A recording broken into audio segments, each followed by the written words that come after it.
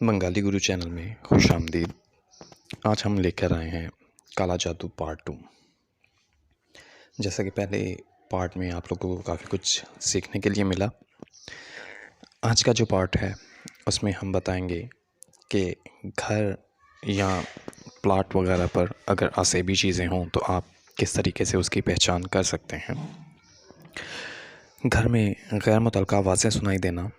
کسی کے چلنے کی آواز آنا یا رونے یا ہنسنے کی آوازیں آنا، گھر میں لائٹ خود بخود آن یا آف ہو جانا، دروازے خود بخود کھل جانا یا بند ہو جانا، گھر میں خون کے چھینٹے آنا،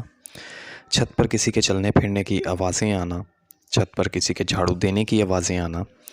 گھر میں پتھروں کا آنا، دروازے پر دستک ہونا، کھولنے پر کوئی نظر نہ آنا، گھر میں کسی ڈراؤنی شکل کا نظر آنا اور اچانک غائب ہو جانا، کھانا پکانے کی آوازیں آنا، رات سوتے وقت یہ محسوس ہونا جیسے کہ آپ کے ساتھ کوئی اور بھی لیٹا ہوا ہے۔ اکثر لوگوں کو یہ محسوس ہوتا ہے کہ جب گھر سے باہر جاتے ہیں تو دوسری جگہ پر جا کر وہ بالکل ٹھیک ہو جاتے ہیں، جیسے کہ ان کو کوئی بیماری ہی نہ ہو۔ جتنی دیر وہ گھر سے باہر رہیں گے وہ بالکل ٹھیک رہیں گے، جو ہی واپس گھر میں قدم رکھیں گے ان کی حالت پہلے جیسی ہو جاتی ہے۔ لہٰذا آسیبی گھر ہونے کی یہ ایک خاص تشخیص ہے۔ اس کے برعکس بعض اوقات ایسا ہوتا ہے کہ اکثر لوگوں کو دیکھا گیا ہے کہ وہ گھر میں بالکل ٹھیک ہوتے ہیں اور ہر طرح کا سکون محسوس کرتے ہیں، لیکن وہ کسی دوسری جگہ پر جہاں پر کام کرتے ہیں، مثلاً دکان، ہوٹل، آفس یا کسی فیکٹری وغیرہ میں، وہاں جا کر وہ شدید عصبی دباؤ کا شکار ہو جاتے ہیں اور ان کا کام کرنے کو بالکل جی نہیں کرتا، نہ ہی وہاں بیٹھنے کا دل کرتا ہے۔ اس سے مراد یہ ہوتی ہے کہ ایسے گھر، ایسے لوگ جن کے ساتھ اس طرح کی کیفیت ہوتی ہے، کاروبار کی جگہ یا آفس، فیکٹری وغیرہ عصبی جگہ ہوتی ہے، یا ان کے کام کاج کو باندھا گیا ہوتا ہے، اس کی بندش کی جاتی ہے۔ اس طرح بعض لوگ اپنے رشتہ داروں کے گھر جا کر ایسا محسوس کرتے ہیں،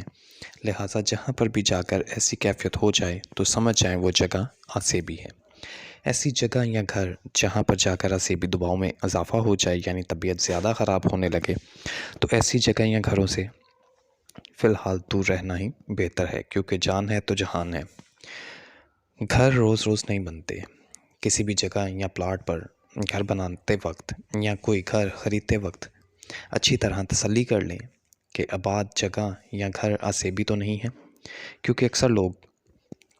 اس مسئلے کا شکار ہوتے ہیں۔ نہ ہی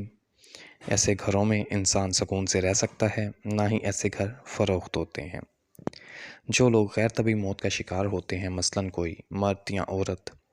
قتل ہو جائے، تو ان کی روح رب کائنات سے فریاد کرتی رہتی ہے کہ جس طرح اس شخص نے میرے گھر کو تباہ و برباد کیا ہے، اس شخص کا بھی گھر تباہ و برباد ہو۔ تو اس طرح روح انتقام حاصل کرنے کے لیے اسی جگہ پر، اسی مقام پر بھٹکتی رہتی ہے اور اپنے بدلے کے انتظار میں رہتی ہے۔ کچھ لوگ جادو وغیرہ کو، عصبی اثرات اور بندش وغیرہ کو سرے سے مانتے ہی نہیں، ان کے وجود سے ہی انکاری ہوتے ہیں اور انہیں مفروضے قرار دیتے ہیں، لیکن جب ان کے ساتھ اس طرح کی صورتحال پیدا ہوتی ہے تو وہ کہتے ہیں کہ ہمارے اوپر قدرتی گردش کا دور ہے، یا اپنے مقدر کو مدار الزام ٹھہراتے ہیں۔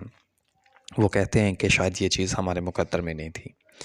بعض کہتے ہیں کہ یہ رب کائنات کی طرف سے ہم پر آزمائش ہے۔ جہاں تک میری ذاتی رائے ہے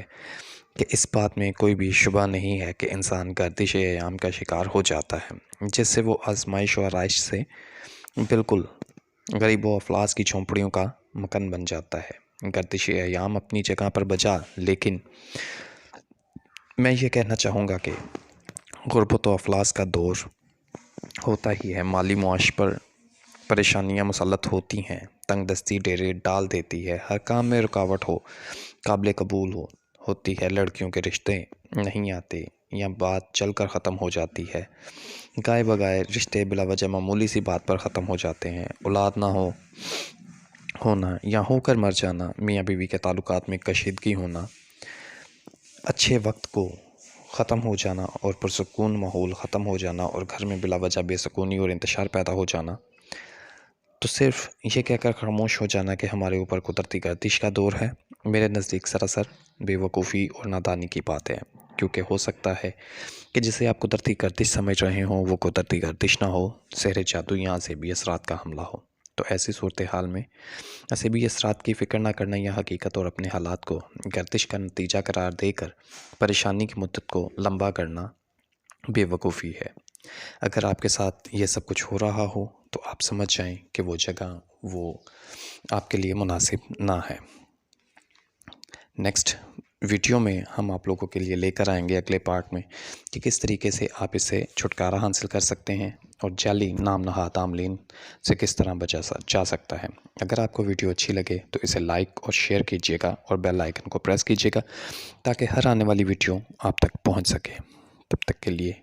اپنی نیک تمناؤں کے ساتھ ہمیں اجازت دیجیے۔ شکریہ۔